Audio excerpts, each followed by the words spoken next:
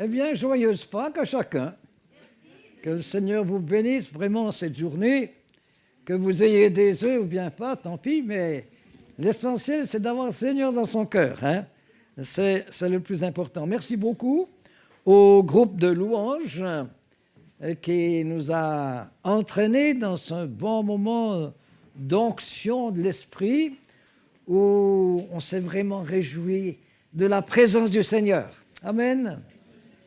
Alors, j'aimerais vous inviter, si vous avez votre Bible, à l'ouvrir dans l'Évangile de Luc. L'Évangile de Luc, c'est le 3e évangile. Voilà, nous allons lire un récit que vous connaissez bien. Mais quand même, ce n'est pas parce que vous le connaissez qu'on n'a pas besoin de le relire. Hein. On apprend en lisant, en oubliant, en relisant, en oubliant. Et c'est la même chose pour moi. Hein. Alors, voilà, nous allons lire dans le chapitre 24. Alors, je ne vais pas lire tout le chapitre, hein, mais je vais vous lire une partie du chapitre, depuis le verset 13. Alors, en ce même jour, c'était un dimanche matin. Oui, parce que c'est, je veux dire, le premier jour de la semaine, c'est dit au début du chapitre 24. Et voici donc ce même jour, ce même dimanche, 2 disciples allaient à un village nommé Emmaüs, éloigné de Jérusalem de 60 stades. Donc ça faisait environ 11-12 kilomètres. Ils s'entretenaient de tout ce qui s'était passé. Toutes les dernières nouvelles, ils avaient probablement écouté la télé, écouté la radio. Et puis alors, bon, ça occupait beaucoup leurs pensées. Pendant qu'ils parlaient et discutaient, Jésus s'approcha et fit route avec eux. Ah, des fois, le Seigneur peut nous approcher de façon tout à fait inattendue. Mais leurs yeux étaient empêchés de le reconnaître. Il leur dit, « De quoi vous entretenez-vous en marchant ?» Ils s'arrêtèrent, l'air attristés. L'un d'eux, nommé Cléopas, lui répondit, « Es-tu le seul, séjournant à Jérusalem, ne sache pas ce qui est arrivé ces jours-ci? » T'as pas écouté la télé, t'as pas lu le journal. Quoi, leur dit-il, innocemment. Et ils lui répondirent, ce qui est arrivé au sujet de Jésus de Nazareth, qui était un prophète puissant en œuvre et en parole, devant Dieu et devant tout le peuple. Et comment les principaux sacrificateurs et nos magistrats l'ont livré pour le faire condamner à mort et l'ont crucifié. Nous espérions, un imparfait, que ce serait lui qui délivrerait Israël, mais avec tout cela, voici le 3e jour que ces choses se sont passées.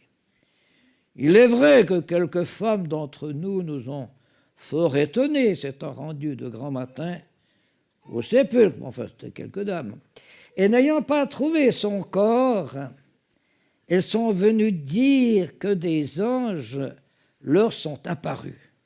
Ouh là là. Et ont annoncé qu'il est vivant.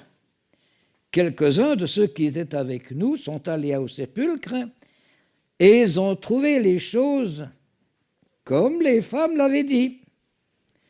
Mais lui, ils ne l'ont point vu. Alors Jésus leur dit, « Ô homme sans intelligence, dont le cœur est lent à croire, tout ce qu'ont dit les prophètes, ne fallait-il pas que le Christ souffre ces choses et qu'il entre dans sa gloire? Et commençant par Moïse et par tous les prophètes, il leur expliqua dans toutes les Écritures ce qu'il concernait. Alors, je ne sais pas s'il avait des Bibles avec lui. Lorsqu'ils furent près des villages où ils allaient, il parut vouloir aller plus loin. mais ils le pressèrent en disant « Reste avec nous, car le soir approche, le jour est sur son déclin. » Et il entra pour rester avec eux. Pendant qu'il était à table avec eux, il prit le pain et après avoir rendu grâce, il le rompit et leur en donna à tous. Alors leurs yeux s'ouvrirent et ils le reconnurent, mais il disparut de devant eux. Ils se dirent l'un à l'autre, « Notre cœur ne brûlait-il pas au-devant de nous lorsqu'il nous parlait en chemin et nous expliquait les Écritures ?» Puis je vous lis encore depuis le verset 44. « Puis il leur dit, c'est là ce que je vous disais lorsque j'étais encore avec vous, qu'il fallait que s'accomplisse tout ce qui est écrit de moi dans la loi de Moïse, dans les prophètes et dans les psaumes. » Alors il leur ouvrit l'esprit afin qu'ils comprennent les Écritures. Je m'arrête là. Eh bien, c'est une belle histoire. J'aime bien cette histoire de Pâques. Je l'ai déjà lue assez souvent. Et à Pâques, eh bien, un des aspects que j'aimerais souligner, c'est que ce qui est ressuscité, le Seigneur Jésus est ressuscité, bien sûr, mais il y a quelque chose qui est ressuscité dans le cœur des disciples qui étaient là. On croyait que, et puis c'était lui qui allait venir pour régner. Mais voilà, ils l'ont mis à mort et la foi en avait pris un coup. Mais il ne faut pas les montrer du doigt parce que je ne suis pas sûr qu'on aurait fait mieux. C'est quand une chose se produit et qui va à l'encontre de ce que nous avons cru qu'il devrait se produire, ça peut quand même provoquer une crise dans nos cœurs, une crise de foi. FOIE. Non, FOI. Peut-être les deux.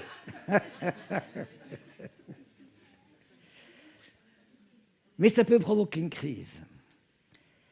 Et j'aime bien quand le Seigneur s'approche d'eux et puis qui fait un petit peu avec ce qui s'est passé.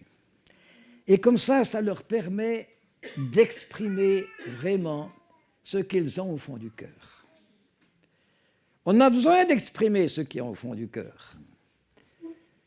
Si on ne l'exprime pas, il y a quelque chose qui bouillonne peut-être là au fond, mais c'est une bonne chose de pouvoir exprimer ce qui se passe au fond de nos cœurs.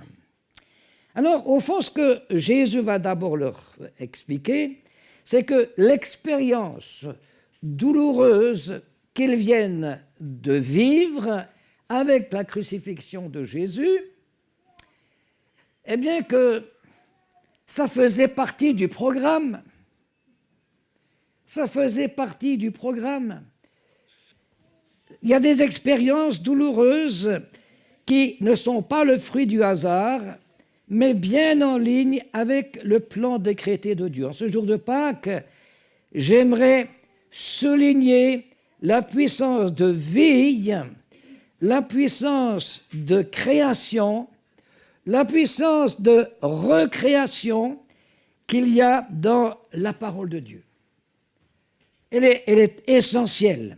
Loin d'être seulement une liste peut-être d'actes bons à faire ou d'actes mauvais à ne pas faire, la parole de Dieu n'est pas non plus seulement de l'histoire ou des choses à mettre en pratique, mais la parole de Dieu est une de ces merveilles créatives de vie. Cette parole de Dieu que nous pouvons lire, que nous pouvons recevoir, elle est créative de vie dans nos cœurs. C'est quand même quand nous avons cru à la parole de Dieu, que nous avons été conduits à croire au Seigneur Jésus, que nous avons été conduits à croire en des promesses du Seigneur et les voir se réaliser. Et en préparant ce message, je me suis dit, mais tiens, les jours de la création. Les jours de la création, ben vous savez, c'est assez formidable, les jours de la création. Alors, tout ça, ben, on le trouve dans... Vous savez où on le trouve? On les trouve où? Où ça? Plus fort. Genèse, oui, voilà, Genèse, dans la Genèse. On les trouve dans la Genèse. Et c'est même tout au début de la Genèse. Alors, vous savez qu'il y a des gens qui pensent que c'est pas comme ça. Alors, moi, je crois que c'est comme ça. Et parce que c'est quand même magnifique tout ce que Dieu a fait, vous savez. Au commencement, Dieu créa les cieux et la terre. La terre était informe et vide. Et il y avait des ténèbres sur la surface de la terre, et l'Esprit de Dieu se mouvait au-dessus des eaux. Dieu dit que la lumière soit, et la lumière fut.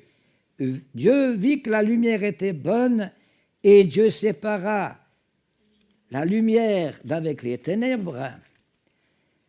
Dieu appela la lumière jour, et il appela les ténèbres nuit. Vous êtes content qu'il y ait des fois des nuits pour dormir? Mais quand même, vous aimez mieux l'été, parce que les jours sont plus longs. Enfin, je ne sais pas, moi j'aime mieux l'été. Peut-être qu'il y en a qui aiment mieux l'hiver pour pouvoir dormir plus longtemps, je ne sais pas. Mais de toute façon, il y en a pour tous les goûts. Hein? Alors, voilà, c'est une de ces manifestations extraordinaires. Tous les jours, nous vivons le jour, nous vivons la nuit, nous le voyons arriver, nous le voyons partir. Est-ce qu'on a déjà réalisé que ça se passe parce que c'est Dieu qui a décidé de le faire comme ça? C'est Dieu qui a décidé de le faire comme ça. Mais c'est formidable. Alors, nous sommes déjà là au bénéfice de quelque chose que Dieu a fait, sans nous demander d'ailleurs. Mais il l'a fait, et il l'a fait pour notre bien. Et vous savez, quand on parle ici Dieu, dans l'original, il ne s'agit pas simplement de Dieu, mais il s'agit d'Élohim. Élohim. Et Élohim, c'est un nom pluriel pour désigner Dieu. D'ailleurs, quand Dieu a fait l'homme, il n'a pas dit « je fais l'homme », il a dit « faisons l'homme à notre image ». Alors, vous me direz, mais alors, tu deviens polythéiste ou Diderot? Non, je ne deviens pas polythéiste. Mais on voit dans la parole de Dieu que Dieu, il est en trois personnes. Alors dire, oui, mais je ne comprends pas ça. Mais Dieu ne m'a pas demandé de comprendre. Il m'a demandé simplement d'admettre qu'il y a le Père, le Fils et le Saint-Esprit. Voilà. Ils sont tous les trois, enfin, ils sont Dieu, mais c'est Dieu quand même. C'est un Dieu unique, mais en trois personnes. Alors, c'est ce que la parole de Dieu nous dit. Alors, il y a beaucoup de choses, vous savez, dans la parole de Dieu qu'on ne comprend pas. Alors, soit on l'accepte, soit on le rejette. Mais on s'en trouve toujours mieux d'accepter ce que Dieu dit et ce que Dieu fait. Alors, c'est vrai, cette forme plurielle de Dieu, ça fait penser à Dieu le Père, Dieu le Fils et Dieu le Saint-Esprit. Et on voit que toute la Bible, eh bien, il y a Dieu le Père qui est manifesté, il y a Dieu le Fils surtout dans l'Évangile, et puis nous voyons par exemple au travers des actes des apôtres beaucoup le travail du Saint-Esprit dans l'Église. Mais continuons un petit peu nos jours, parce que c'est intéressant de voir. Dieu dit qu'il y ait une étendue entre les eaux et qu'elle sépare les eaux d'avec les eaux, et Dieu fit l'étendue, et il sépara les eaux qui sont au-dessus de l'étendue, et d'avec les eaux qui sont au-dessus de l'étendue. Et cela fut ainsi. Dieu appela l'étendue ciel, et il y eut un soir, il y eut un matin, ce fut le second jour. Dieu dit que les eaux qui sont au-dessous du ciel se rassemblent en un seul lieu et que le sec paraisse, et cela fut ainsi. Dieu appela la terre, le sec terre, et l'appela l'amas des eaux mer. Dieu vit que cela était bon. Vous êtes content d'être sur la terre? Hein? Qu'est-ce qu'on ferait s'il y avait de l'eau partout? Le fait que nous avons pu construire des maisons, que nous avons pu construire des autoroutes, que nous pouvons aller marcher dans les Alpes, mais aussi dans les grandes plaines, le fait qu'il y a un sol dur sur lequel, enfin c'est pas drôle le sol ça, mais qu'il y a un sol dur sur lequel nous pouvons nous déplacer, ça encore, c'est un effet direct de la parole de Dieu. Elle est puissante, la parole de Dieu. Quand Dieu dit « je fais quelque chose », il ne dit pas « oui, je le ferai, mais attends un peu, on verra ». Non, quand Dieu a décrété, et puis ça a été fait comme ça, c'est quelque chose, personnellement, enfin c'est hier que j'y ai pensé, ou avant-hier, mais ça m'a émerveillé. Je me suis dit, mais quand même, cette parole de Dieu, on ne se rend pas compte, mais que nous tous, nous sommes déjà le résultat, et toute notre vie, c'est déjà le résultat de ce que Dieu a dit qu'il ferait. Hein, c'est personne d'autre qui a dit ça. Vous appréciez qu'il y ait un soleil, une lune, des étoiles, c'est parce que Dieu a dit que ça soit ainsi. Certainement que vous êtes content peut-être d'avoir un animal de compagnie, des animaux sauvages, des animaux de rendement, pour avoir du lait, du beurre, du fromage. Mais c'est Dieu qui a décrété tout ça. C'est Dieu qui a décidé que ça devait être ainsi. Et nous avons un Dieu quand même qui est formidable, vous ne pensez pas? On a un Dieu on a un Dieu qui a voulu faire pour que cette terre où il nous a mis pour habiter soit une terre agréable, soit une terre avec un climat agréable, soit une terre cultivable, une terre où il y avait aussi des choses qui grandissaient parce que voilà, Dieu avait semé. Alors bon, le beefsteak, c'est venu après le déluge. Hein. Et Dieu a créé l'homme aussi. Hein. Il a créé l'homme. Il a créé tous les animaux. Alors, il y a des gens qui disent que l'homme, c'est un animal évolué. Ben, ce n'est pas vrai. Il y a une chose qui différencie l'homme de toutes les autres créatures, c'est que l'homme a été créé à l'image de Dieu. L'homme a été créé à l'image de Dieu. Oui, l'homme est un être qui est aussi moral. L'homme, est-ce que vous arrivez à parler avec un ours? Est-ce que vous arrivez à parler avec un cerf? Non, on ne peut pas. Mais avec un autre homme, on peut. Alors, bien sûr, s'il ne parle pas notre langue, mais encore, on peut apprendre sa langue. Et il peut apprendre la nôtre aussi. Hein. Mais l'homme, si Dieu avait fait de nous simplement des autres animaux, mais la vie ne serait pas la même. On serait soumis entièrement aux lois de la nature, simplement du plus fort. C'est vrai qu'on y est en partie soumis à cause du péché. Mais Dieu a créé l'homme, et puis il a créé la femme, et il a voulu qu'ensemble, ils aient des enfants, ils aient une famille. Il les a fait semblables à lui. Même quand je regarde l'homme, quand vous regardez l'homme, l'homme, bien sûr, on dirait qu'il fait un tas de bêtises, et c'est vrai. Enfin, la femme aussi. Mais, mais quand on regarde l'inventivité de l'homme, moi, c'est une chose qui m'émerveille. Tout ce que l'homme a fait.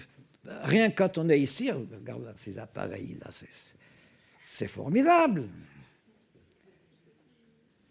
Les maisons que nous avons, on peut même les climatiser, on peut faire toutes sortes. Mais il y a toutes sortes. L'homme qui sait opérer toute la chirurgie, c'est quelque chose d'extraordinaire. Mais toute la musique, c'est aussi quelque chose d'extraordinaire. Tous les matins, quand nous nous réunissons pour le culte, nous sommes contents de chanter. Nous sommes contents quand il y a quelqu'un qui fait aller les instruments, c'est pas vrai? Et tout ça, ça existe et c'est possible parce que nous avons été créés à l'image de Dieu selon la parole de Dieu. C'est extraordinaire. Hein? Notre Dieu fait des choses magnifiques. Vous avez déjà vu des ours chanter? Moi, j'en ai jamais vu. Peut-être qu'ils crient, mais ils ne savent pas chanter. Vous avez déjà vu des animaux écrire? Oui, ils auraient peut-être moins de mal maintenant avec si on les enseignait à taper sur des claviers, là, mais quand même. Quand on pense à toute l'inventivité, mais ça me parle de Dieu. Alors, qu'est-ce que ça va avoir avec Pâques? Eh bien, ce que ça a à voir avec Pâques, c'est qu'à Pâques, la parole de Dieu est redevenue vivante dans le cœur des disciples d'alors. Et puis, cette parole de Dieu, c'est pas seulement le récit de Pâques, mais c'est tout ça. C'est tout ça, la parole de Dieu. Et certains ont voulu dire, oui, ça, c'est plus ou moins inspiré, tout ça. Moi, je crois que tout est inspiré. Alors, certains ne le croient pas. Alors, qui est-ce qui fait le tri? Je ne sais pas. Mais ce qu'il y a d'extraordinaire, et puis alors il termine avec ceci au verset 12 de Genèse 1, Dieu vit que cela était bon. J'ai même une version où il est dit que cela était très bon. L'hébreu dit intensément bon. Intensément bon. Donc, nous sommes des grands privilégiés d'avoir cette parole de Dieu. Nous sommes vraiment des grands privilégiés. Alors maintenant, Pâques nous rappelle la bonté de Dieu. On voit au travers de la Bible, par exemple dans Genèse 12, que Dieu a parlé à Abraham, « Va-t'en de ton pays, de ta patrie, de la maison de ton père, dans le pays où tu iras. » Il ne dit pas trop où c'est. Vous savez, pour Abraham, nous on lit ça, c'est une vieille histoire. Mais oui, mais Abraham, c'est bien, il est parti. Mais Abraham, il était comme vous et moi, il avait son confort où il vivait, et puis Dieu lui dit de partir.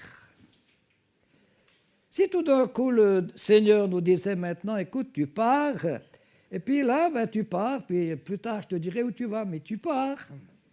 Il fallait abandonner la maison, il fallait abandonner le métier, il fallait abandonner la famille, il fallait abandonner un tas de choses. Il fallait quand même de la foi. Hein. Mais il n'est pas parti par un coup de tête. Il est parti parce que Dieu le lui a dit. Alors pour Abraham, ça a été quelque sorte une mort, mais ça a aussi été une résurrection. Parce qu'il n'est pas parti, il est parti avec Dieu, mais pour lui c'était une nouvelle vie qui commençait. C'était une nouvelle vie qui commençait, et puis il a été dit parce que je te dis de partir, parce que ce que je veux faire de toi, je veux te faire de toi quelqu'un qui sera en bénédiction à toutes les nations. Il promet de bénir ceux qui le béniront, de maudire ceux qui seront contre lui, mais il y a une mort et une résurrection. Il lui dit, toutes les familles de la terre seront bénies en toi.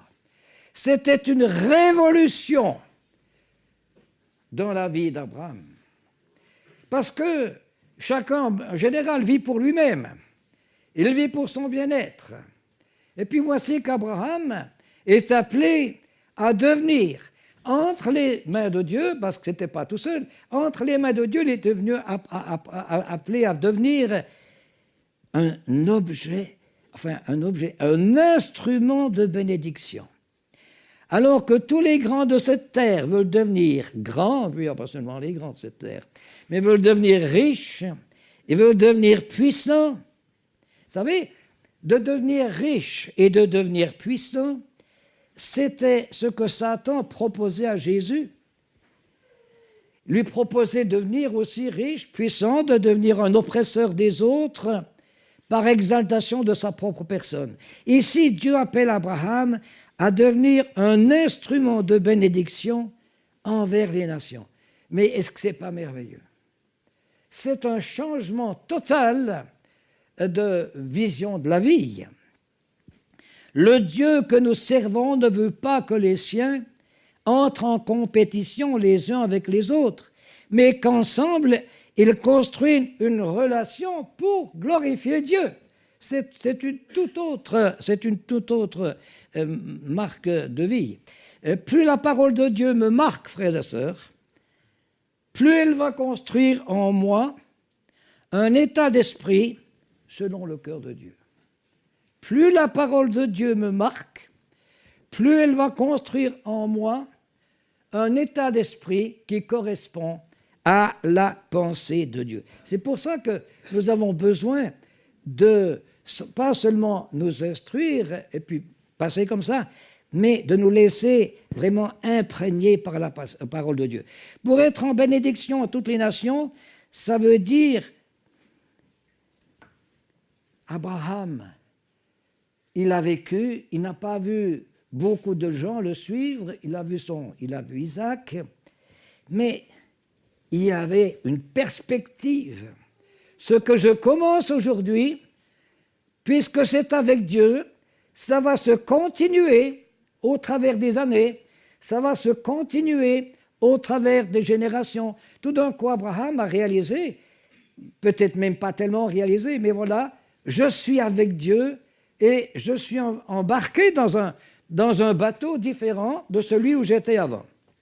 C'est quelque chose d'extraordinaire. Alors, il s'est produit ceci, c'est que Abraham, il y a eu ses descendants directs, pendant un certain temps, oui, ils ont saisi l'appel, mais beaucoup ensuite l'ont un peu oublié. Alors pendant des centaines d'années, les générations se sont suivies, ceux qui ont été à l'écoute de Dieu ont été bénis, et on voit ça tout au travers de l'histoire d'Israël, les autres ont été jugés, mais cette descendance qui a occupé même le pays promis pendant des centaines d'années a fini sa course dans la déportation. Alors, on pourrait se dire, mais alors, Dieu, est-ce qu'il a abandonné sa parole? Est-ce qu'il a abandonné son plan? Est-ce qu'il a oublié? Non. Humainement parlant, on pourrait dire oui, mais quand on regarde l'histoire, non, il n'a pas oublié. Parce que s'il avait oublié, il n'aurait pas envoyé Jésus. Mais parce qu'il n'a pas oublié, il a vraiment envoyé Jésus, son Fils. Jésus, le Fils de Dieu, il est venu ensuite des promesses qui avaient été faites. Ça avait été fait depuis la Genèse, ça avait été fait au travers des prophètes, ça a été fait au travers des psaumes. Nous avons un Dieu qui parle, une parole qui est donnée. La parole de Dieu, on peut des fois la laisser un peu un peu s'éteindre, mais la parole de Dieu, elle ne s'éteint pas. La parole de Dieu reste vivante. La parole de Dieu est une parole de Dieu qui se fait. Peut-être que ça ne rentre pas toujours dans notre calendrier à nous, mais la parole de Dieu est une parole de Dieu qui est en marche. Alors Jésus est venu, la bénédiction d'Abraham arrive par Jésus. Elle arrive par Jésus. La postérité d'Abraham, c'est nous qui croyons en Jésus. La postérité d'Abraham, ce n'est pas seulement sa postérité filiale, mais c'est nous qui avons cru, et jusqu'au retour du Seigneur, les Juifs et les non-Juifs qui y croient forment cette postérité. Elle n'est pas selon la chair, mais elle est selon l'Esprit. Le Père Céleste m'a adopté et vous a adopté à cause de votre foi en Jésus. C'est pour cela que nous sommes enfants de Dieu. La fête de Pâques me rappelle que le plan de Dieu est en marche. Vous croyez que le plan de Dieu est en marche? Il est en marche dans ma vie. Il est en marche dans votre vie. Ce n'est pas toujours par des événements très, très spectaculaires, non, pas du tout. Mais le plan de Dieu est en marche. Et c'est pour ça que cette parole de Dieu, eh bien, elle est tellement importante. Alors Jésus, donc, il a fait une étude biblique avec eux. Alors, voilà. Satan, eh bien, lui, c'est intéressant de découvrir au début de la Genèse et que Satan dit aux humains, Dieu a-t-il réellement dit, vous ne mangerez pas de tous les arbres? C'est ce que Satan dit. Dieu avait dit aux humains, vous pouvez manger de tous les arbres, sauf un. Quand Satan parle aux hommes, il déforme la parole de Dieu. Et c'est toujours une chose que Satan fait, de déformer la parole de Dieu. Et puis, non seulement ça, ensuite, Satan, en déformant, en disant, tous les arbres, alors Dieu avait limité un arbre. Alors Satan affirme un mensonge, vous ne mourrez pas. Une accusation contre Dieu, que Dieu aurait menti. Après la consommation du fruit défendu, qu'est-ce qui se passe? Adam et Ève ont honte, parce qu'ils n'avaient pas honte avant. Ils ont honte. Et puis, après cela, ils ont peur. Alors, ils ont honte, ils veulent s'habiller avec des feuilles. Après, ils ont peur, ils courent se cacher. La honte, la peur, elle n'existait pas avant que l'homme écoute Satan. Ça ne passait pas le plan de Dieu que l'homme vive dans la honte et la peur. Ils accusent autrui de leur faute. Là aussi, c'est quelque chose qui abîme les relations humaines. Vous savez, quand il y a un conflit quelque part, c'est toujours la faute à l'autre. Et c'est dans le monde entier comme ça, et c'est dans toutes les générations comme ça, c'est toujours la faute à l'autre.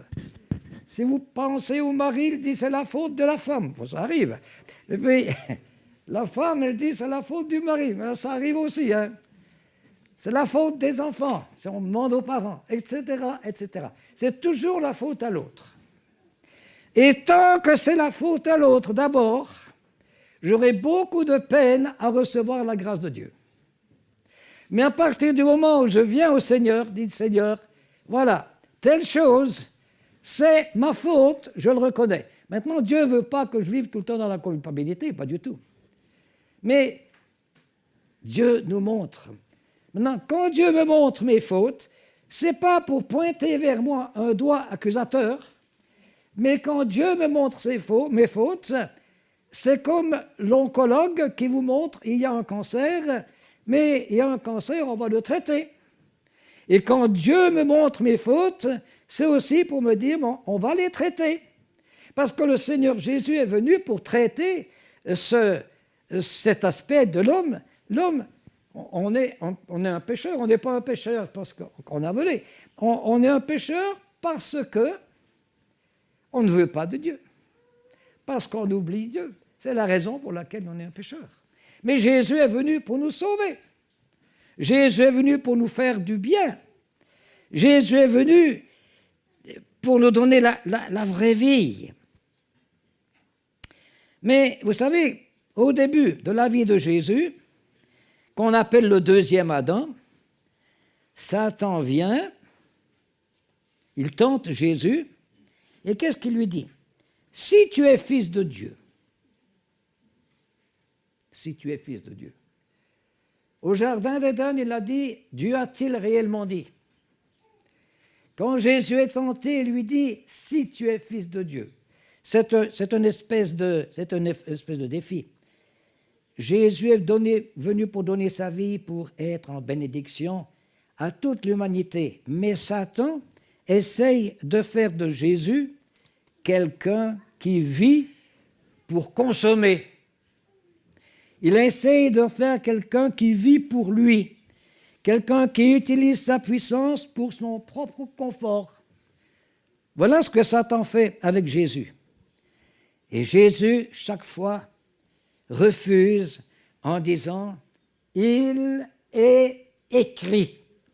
Il est écrit. De là l'importance. Jésus était un homme cultivé bibliquement.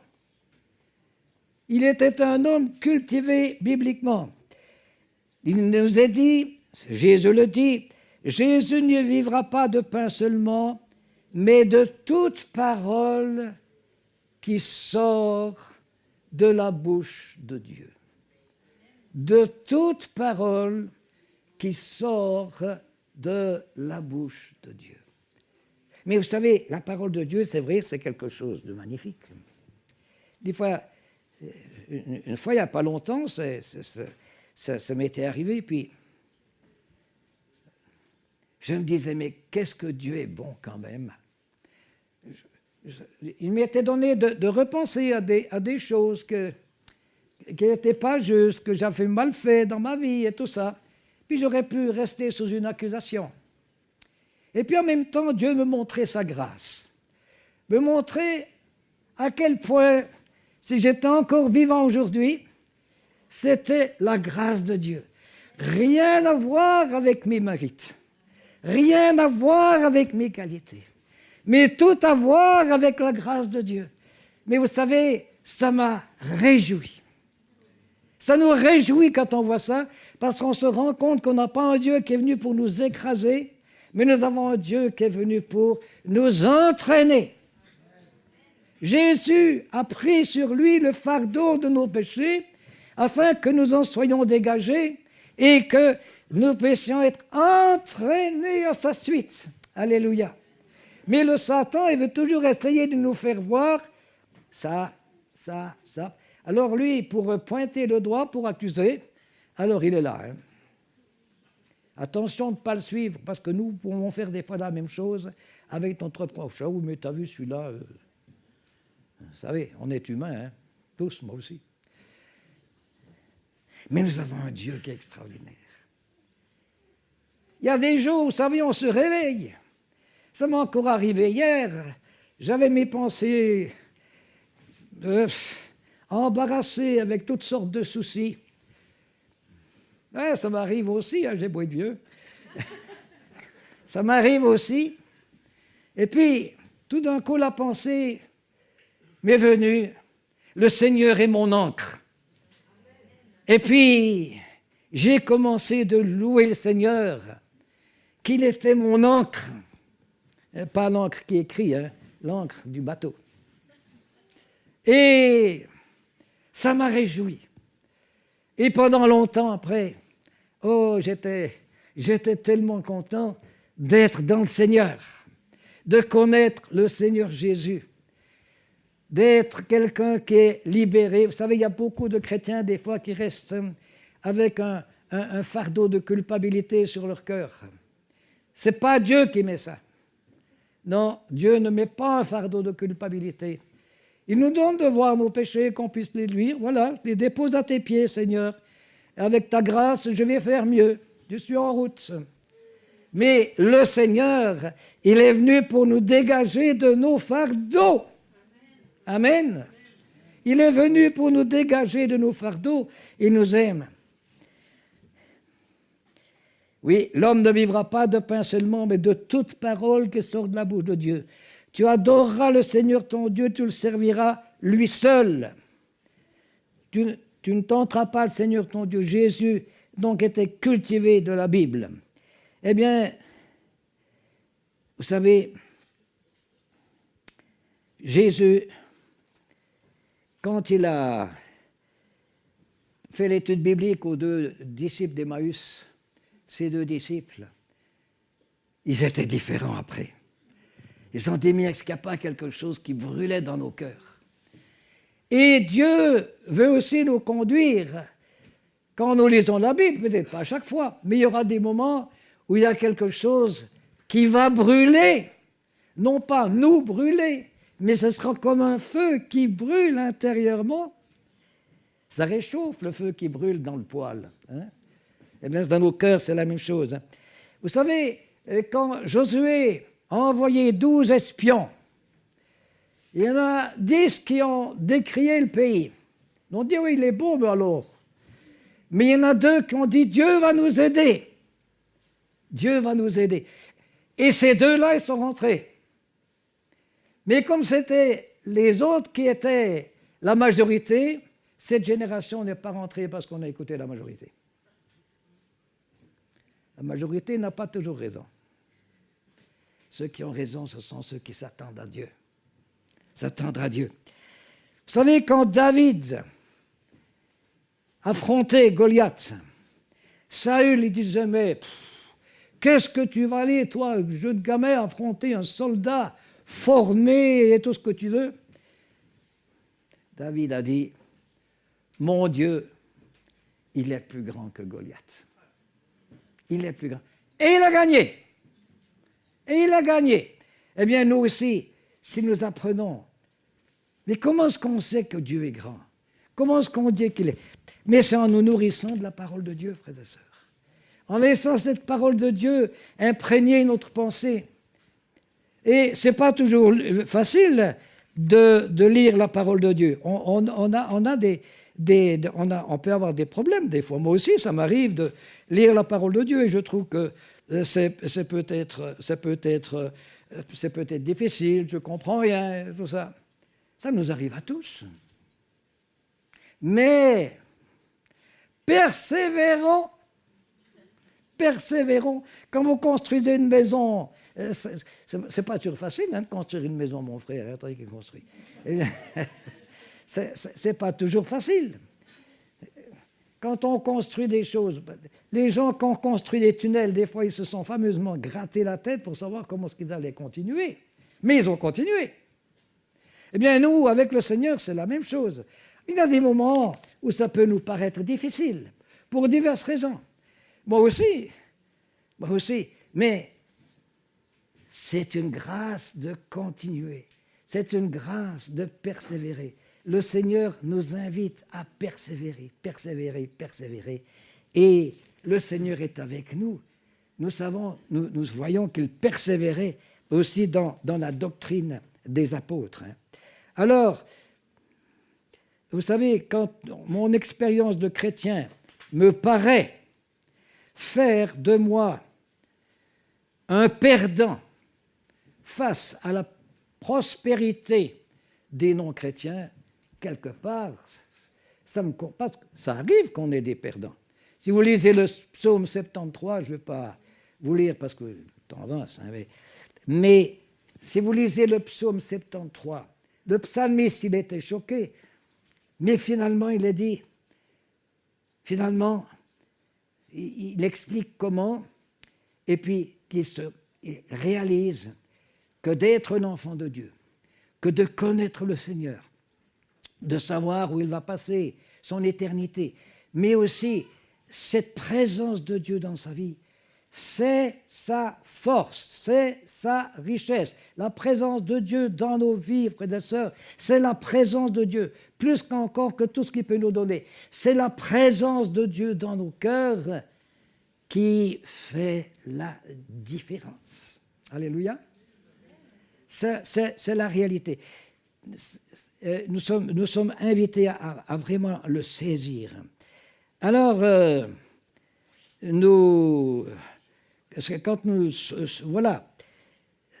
Alors, c'est mieux de remplir notre cœur de la parole de Dieu, de prendre le temps. Je dis bien prendre le temps.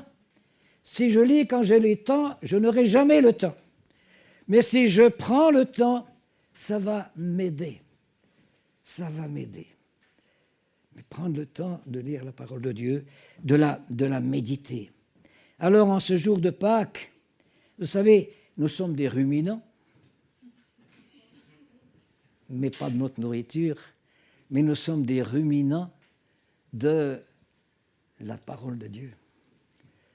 Vous savez, tous les sacrifices, les animaux utilisés pour les sacrifices dans l'Ancien Testament, c'était tous des ruminants, dit en passant. Mais enseigner la parole de Dieu. Alors c'est mieux de ruminer la parole de Dieu que de ruminer une rogne. Hein. Que ce jour de Pâques, notre amour, notre attachement, notre soif de le connaître, eh bien naissent ou renaissent. Et vous savez, des gens risquent leur vie, des gens ont risqué même la mort, sont même morts pour publier, répandre, prouver, promouvoir l'utilité de la parole de Dieu.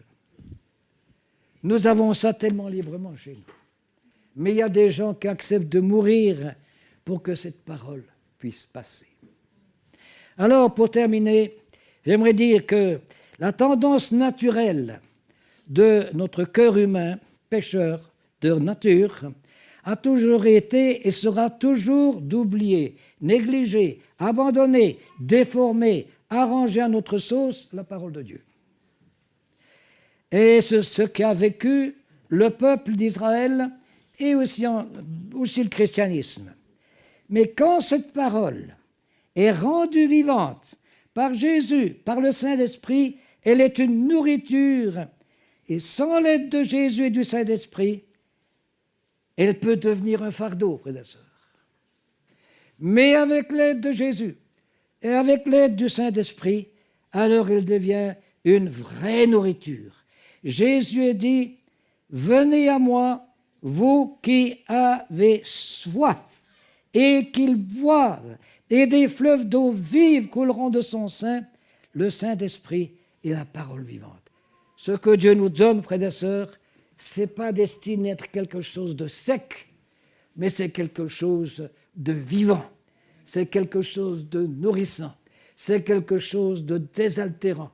Et si ce n'est pas votre expérience pour le moment, eh bien cherchez la face de Dieu, demandez au Seigneur qu'il vous donne que ce soit vivant, que ce soit désaltérant, et vous en ferez l'expérience. J'ai dû plusieurs fois dans ma vie dire, Seigneur, mais je suis en train de m'habituer maintenant, ça ne va pas.